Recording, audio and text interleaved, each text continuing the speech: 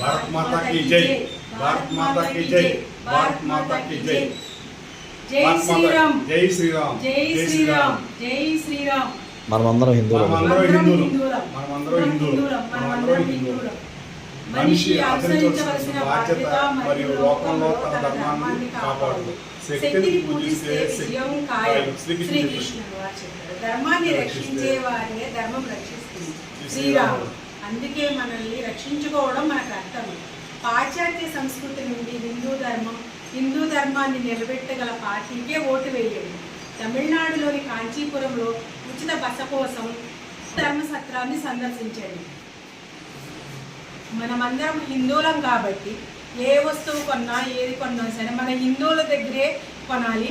మన హిందూ ధర్మాన్ని కాపాడాలి. సార్ మీ పేరు?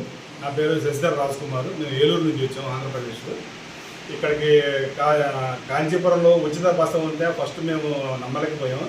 కానీ మేము ట్రైన్ ఎక్కిన కాడి నుంచి ఇక్కడ దిగేంత వరకు కూడా కమల్ సారు ఫోన్ చేస్తే ఎక్కడ దాకా వచ్చారు, ఏం చేశారు అన్నట్టు వాళ్ళ ఆటో రీజనబుల్గా మాట్లాడి పంపించి ఇక్కడికి వచ్చిన తర్వాత నేను మా భార్య ఫస్ట్ కొంచెం సంశయించమాట ఏంటన్నది. కానీ ఇక్కడికి వచ్చిన చూసిన తర్వాత ఆడవాళ్ళ పట్ల ప్రవర్తన కానీ, మనకి ఇచ్చేటువంటి వసతి కానీ, వీళ్ళు చేసేది కానీ, ఇంకోటి ఏంటంటే ఇక్కడ కేవలం మనం వచ్చి వండుకొని మన ఆహారం మనం వండుకొని చాలు, మొత్తం అన్నీ వాళ్ళే ఇస్తామన్నమాట. అసలు ఇటువంటిది ఉందని నాకు ఇప్పటివరకు నేను తెలియదు, ఆశ్చర్యం కలిగించింది.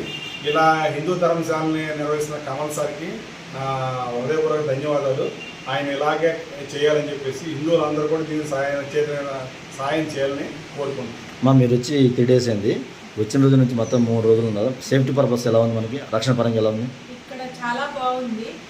కమల్ సారు లేడీస్ని చాలా గౌరవంగా చూస్తారు. మెయిన్ భక్తుల యొక్క ఆరోగ్యం కోసం ఇక్కడ వంట చేసుకుని తినాలి అనేది మంచి కాన్సెప్ట్ అయింది.